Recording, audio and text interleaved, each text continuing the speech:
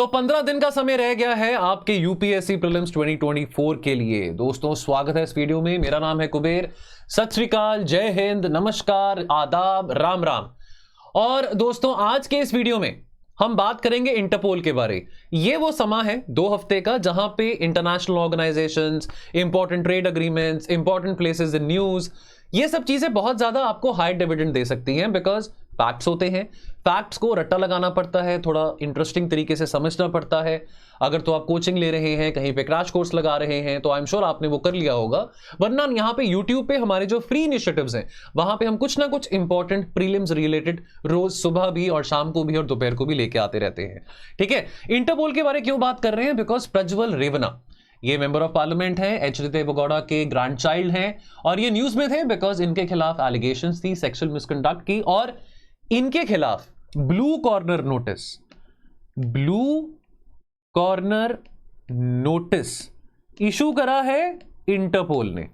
तो आइए इंटरपोल के बारे यहां पे समझते हैं। 4 बातें यहां पे समझेंगे फटाफट। लार्जेस्ट इंटरनेशनल पुलिस ऑर्गेनाइजेशन है इंटरपोल। इंटरपोल क्या करता है? बेसिकली ये एक ब्रिज की तरह काम करता है। 2 कंट्रीज की जो पुलिस एजेंसीज हैं उनके बीच में एक ब्रिज की तरह काम करता है। बिकॉज अल्टीमेटली इस फोरम में, इंटरपोल में, जो 196 मेंबर कंट्रीज हैं, ये 196 मेंबर कंट्रीज, इनकी जो पुलिस है इन कंट्रीज की, वो आपस में तालमेल करते हैं एक दूसरे के साथ वाया इंटरपोल। ठीक है, अब ये आपको पता हो कि जो लेटेस्ट एंटरेंट है, ये कई बार पूछा जाता है कि बताइए लेटेस्ट कंट्री कौन सी आई है उस ऑर्गेनाइजेशन में। इस ऑर्गेनाइजेशन में लेटेस्ट कंट्री जिस ऑर्गेनाइजेशन में आई है उसका नाम है पलाऊ, PALAU, पलाऊ। ठीक है, तो इंटरपोल क्या कर रहा है? इन सभी कंट्रीज की पुलिस ऑर्गेनाइजेशंस में कोऑपरेशन फैसिलिटेटिव बना रहा है, ताकि यहां पे सारे के सारे देश और उनकी जो पुलिस एजेंसीज हैं वो अंतरराष्ट्रीय क्राइम के खिलाफ लड़ सके, चाहे वो ह्यूमन ट्रैफिकिंग है, ड्रग ट्रैफिकिंग है, साइबर क्राइम है, एटसेट्रा एटसेट्रा। अब जो आइडिया है इंटरपोल का वो आया था 1914 में।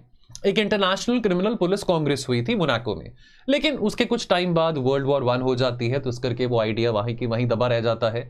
वो मीटिंग तो बहुत अच्छी होती है जो मीटिंग 1914 में होती है। उस मीटिंग में कई लॉयर्स होते हैं, कई पुलिस ऑफिशियल्स होते हैं 24 देशों में से, और वो डिस्कस करते हैं कि भाई कैसे हम क्राइम्स को सॉल्व कर सकते हैं, क्या बेटर इंटेलिजेंस टेक्निक्स हैं, बेटर आइडेंटिफिकेशन टेक्निक्स क्या हैं, एक्स्ट्राडाइट कैसे किया जा सकता है कैदियों को, सीरियस क्रिमिनल्स को। लेकिन समहाउ वर्ल्ड वॉर 1 हो जाती है। वर्ल्ड वॉर 1 के बाद ये जो आइडिया है बिल्कुल बरी हो जाता है। फिर वर्ल्ड वॉर 1 के बाद, यानी कि आफ्टर 4 इयर्स, जब वर्ल्ड वॉर 1 खत्म होती है 1923 में, फिर से इस आइडिया को रिवाइव किया जाता है। किसके द्वारा? जोहानिस शॉबर के द्वारा, जो कि प्रेसिडेंट थे वियना पुलिस के। तो वियना जो कि ऑस्ट्रिया की राजधानी है, 1923 में इंटरनेशनल क्रिमिनल पुलिस कमीशन, यानी कि इंटरपोल की बात करें, इंटरपोल का जो फॉर्मर नेम था, इसकी मीटिंग होती है। तब 19 देशों ने यह मीटिंग अटेंड करी। और अगेन इस ऑर्गेनाइजेशन का एम क्या था? ICPC का, यानी कि इंटरनेशनल क्रिमिनल पुलिस कमीशन का एम था कि म्यूचुअल असिस्टेंस, ये जो 19 देश हैं, इन देशों की पुलिस एजेंसीज कैसे एक दूसरे के साथ म्यूचुअली तालमेल करके अच्छी तरह से काम कर सकते हैं। अब 2023 में 100 साल पूरे हुए हैं इंटरपोल को। 91st जनरल असेंबली इंटरपोल की कहां हुई थी? वियना में हुई थी, ऑस्ट्रिया की राजधानी। 100 साल पूरे हो गए हैं। इसका जो हेडक्वार्टर है इंटरपोल का, वो कहां पे है? लियोन्स में है, फ्रांस में। और इंडिया ने भी अटेंड किया था। India is one of the members of Interpol. और इंडिया ने स्ट्रेस किया कि देखो, कोई भी देश हो, चाहे वो बहामास हो, चाहे वो एंटीगुआ हो, कैरिबियन आइलैंड हो, साउथ ईस्ट एशिया में हो, कहीं पे भी हो, दुनिया में कहीं पे भी कोई देश हो, वो कोई सेफ हेवन नहीं बनना चाहिए जहां पे अपराधी पनाह लेते हैं या जहां पे प्रोसीड्स ऑफ क्राइम्स जाती हैं मनी लॉन्ड्रिंग के जरिए। और इंडिया ने यह भी कहा कि हम बिल्कुल नो टॉलरेंस पॉलिसी अपनाते हैं आतंकवाद के खिलाफ। तो चाहे आतंकवाद है, चाहे वो ऑनलाइन रेडिकलाइजेशन है, या वो किसी किस्म से कोई साइबर इनेबल्ड फाइनेंशियल फ्रॉड है, इन सब चीजों से लड़ने के लिए, इन सब चीजों को काउंटर करने के लिए कैसे हम यहां पे अपना योगदान, 196 कंट्रीज कैसे अपना योगदान और बढ़ा सकते हैं। अब अगर इंटरपोल के स्ट्रक्चर की बात को समझना हो तो जनरल असेंबली होती है इंटरपोल में, और हर एक देश में से, यानी कि 196 मेंबर कंट्रीज हैं, तो एक डेलीगेट हर एक कंट्री में से होता है। इंटरपोल की सुप्रीम डिसीजन मेकिंग बॉडी जो है वो जनरल असेंबली होती है। ठीक है, और जनरल असेंबली में एक सेक्रेटरी जनरल होता है।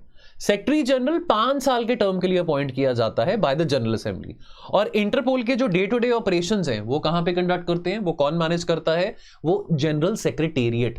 तो general secretariat day to day operation manage करता है। सेक्रेटरी जनरल को 5 साल के टर्म के लिए अपॉइंट किया जाता है।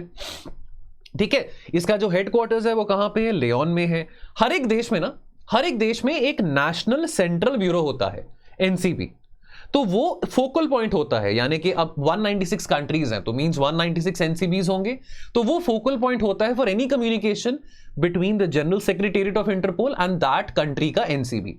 और जो एनसीबी होता है हर एक देश में, तो दैट इज रन बाय जो उस देश के पुलिस ऑफिशियल्स होते हैं, and usually the government ministry responsible for policing. तो इंडिया में कौन सी गवर्नमेंट मिनिस्ट्री है रिस्पॉन्सिबल फॉर पुलिसिंग? आपकी MHA, ministry of home affairs. ठीक है, देखिए आजकल के जो क्राइम है, संगठित अपराध की बात आती है, ऑर्गेनाइज्ड क्राइम की बात आती है, आजकल के क्राइम्स बहुत ज्यादा पेचीदा हैं और बहुत ज्यादा सीरियस हैं, गंभीर हैं। तो बहुत जरूरी है कि आजकल के क्राइम्स को रोकने के लिए और क्राइम्स के खिलाफ लड़ने के लिए हम एक ऐसा आर्किटेक्चर बनाएं जहां पे सारे देश और सारे देशों की पुलिस एजेंसीज एक दूसरे के साथ अच्छी तरह से पेश आ सकती हैं, काम कर सकती हैं, और इसी मकसद के लिए इंटरपोल बनाया गया है। ठीक है, एक प्लेटफॉर्म बनाया गया है जो कि हार्मोनाइज करता है सभी कंट्रीज की पुलिस एजेंसीज को। 4 ग्लोबल प्रोग्राम्स हैं इंटरपोल के, counter terrorism, cyber crime, organised crime, और आपका चौथा है financial crime and anti corruption. अब देखो, ये आपको बात पता हो कि इंटरपोल के पास कोई एग्जीक्यूटिव पावर नहीं होती है, यानी कि इंटरपोल के जो ऑफिशियल्स हैं उनके पास कोई पावर नहीं है कि वो किसी को भी, ललित मोदी हो, मेहुल चोकसी हो, किसी को भी अरेस्ट कर सके, किसी सस्पेक्ट को अरेस्ट कर सके without the approval of national authorities. यानी कि अगर मान लीजिए कि कोई ऐसा कैदी है, विजय माल्या हो, प्रज्वल रेवना हो, मेहुल चोकसी हो, कोई भी ऐसा हो, उसको अरेस्ट करने की पावर इंटरपोल के पास नहीं है। इंटरपोल बिना अप्रूवल, यानी कि इंडिया के अप्रूवल के बिना, यानी कि अब जिस देश में से कोई कैदी भागा है या जिस देश में से वो कोई पर्टिकुलर व्यक्ति है क्राइम करके गया है किसी और देश में, वो तब तक इंटरपोल तब तक उस व्यक्ति को नहीं पकड़ सकती है जब तक अप्रूवल इंडिया की, यानी कि इस केस में India is the national authority, उसकी ना मिल जाए। अब यहां पे एक पोर्टल होता है I-24/7। I-24/7 इंटरपोल का एक पोर्टल है जहां पे जितनी भी कंट्रीज हैं, कितनी कंट्रीज हैं, 196 कंट्रीज हैं, वो क्या कर सकती हैं, वो अपने जो डेटाबेसेस हैं, हर एक जैसे कि हम हर एक कंट्री में जो पुलिस एजेंसीज की बात करें, उनका अपना एक डेटाबेस होता है, क्रिमिनल के बारे इंफॉर्मेशन होती है, क्या क्राइम करा है, उनके fingerprints etcetera, DNA, face recognition etcetera, ये सब चीजें होती हैं। तो अब वो सारा का सारा डेटा जो है पूरी दुनिया में जितनी भी कंट्रीज हैं, उनकी जो कंट्रीज की पुलिस ऑर्गेनाइजेशंस है, ये जो डेटा है सारा का सारा, वो इंटीग्रेट कहां पे होता है? I-24/7 में। ठीक है, तो किसी भी क्रिमिनल के बारे जानकारी लेनी हो, अब मान लीजिए कि क्रिमिनल कहीं स्पेन में बैठा हुआ है, स्पेन की पुलिस को जानकारी लेनी हो उस क्रिमिनल के बारे जो कि इंडिया में था, उसके पास्ट रिकॉर्ड के बारे जानना हो, है ना, उसके ट्रैवल डॉक्यूमेंट्स के बारे जानना हो, या कुछ भी ऐसे कोई उससे जुड़ी कोई चीज जाननी हो, उसके DNA, उसके फिंगरप्रिंट्स, तो ये I-24/7 के जरिए स्पेन एक्सेस कर सकता है उस पर्टिकुलर व्यक्ति के बारे सारी इंफॉर्मेशन। ठीक है, ये एक इन्वेस्टिगेटिव एजेंसी नहीं है, इंटरपोल कोई डिस्प्यूट रेजोल्यूशन नहीं करता है। सो बेसिकली इंटरपोल का मकसद क्या है? To assist the police forces of the member countries. अपने आप में इंटरपोल एक्ट नहीं करता है। अब यहां पे आपको बताओ इंपॉर्टेंट कलर्ड नोटिस के बारे। एक तो है रेड नोटिस। रेड नोटिस क्या करता है? ये रेड नोटिस इशू करा गया था किसके खिलाफ? मेहुल चोकसी के खिलाफ। तो रेड कॉर्नर नोटिस यानी कि to seek the location and arrest the person wanted for the particular crime. Yellow notice क्या करता है? मिसिंग पर्संस को लोकेट करने के लिए येलो नोटिस इशू किया जाता है। अब आप पूछेंगे कि सर ये कलर्ड नोटिस कौन इशू करता है? रेड हो, येलो हो, ब्लैक हो, ग्रीन हो, पर्पल हो, कोई मर्जी हो, ये इश्यूज सर जो कलर्ड नोटिस है सर इशू करता है इंटरपोल का सेक्रेटेरिएट। इंटरपोल के सेक्रेटेरिएट के द्वारा ये जो कलर्ड नोटिस हैं वो इशू करे जाते हैं। और लेकिन इंटरपोल के सेक्रेटेरिएट को रिक्वेस्ट कौन करेगा? National authority. यानी कि अगर प्रज्वल रेवना के खिलाफ ब्लू कॉर्नर नोटिस निकाला गया है तो इंडिया ने, भारत ने रिक्वेस्ट किया था इंटरपोल के सेक्रेटरी जनरल को, इंटरपोल के सेक्रेटेरिएट को कि भैया आप इसके खिलाफ, प्रज्वल रेवना के खिलाफ ब्लू कॉर्नर नोटिस निकालें। ठीक है, येलो नोटिस जो मिसिंग लोग हैं उनको लोकेट करने के लिए, ऑफन जो माइनर बच्चे होते हैं, ऑफन उन लोगों को आइडेंटिफाई करने के लिए जो कि अपने आप को आइडेंटिफाई नहीं कर पा रहे हैं, could be because of any reason, because जैसे आपको पता है कि काफी बच्चों को ह्यूमन ट्रैफिकिंग के तौर पे भी बाहर भेजा जाता है। देन ब्लू नोटिस जो कि इसके खिलाफ प्रज्वल रेवना के खिलाफ निकाला गया था to collect additional information about a person's identity. वो कहां पे है, वो क्या गतिविधियों में इन्वॉल्व है, ठीक है, और क्या एक्टिविटीज उसकी रह चुकी हैं in relation to a criminal investigation.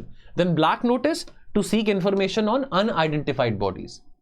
Green notice to provide warning about a person's criminal activities where the person is considered to be a threat to public safety.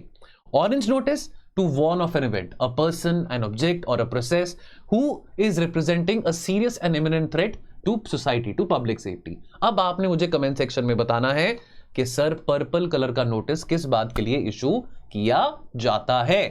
तो ये हमने 10 मिनट में खत्म किया इंटरपोल के बारे। इंपॉर्टेंट फैक्ट्स आपके साथ मैंने डिस्कस करे, प्लीज इसको अच्छी तरह से रट लेना, समझ लेना। जो इंपॉर्टेंट बातें मैंने यहाँ पे कही हैं इंपॉर्टेंट है, इंटरनेशनल ऑर्गेनाइजेशंस बहुत इंपॉर्टेंट होता है प्री के लिए।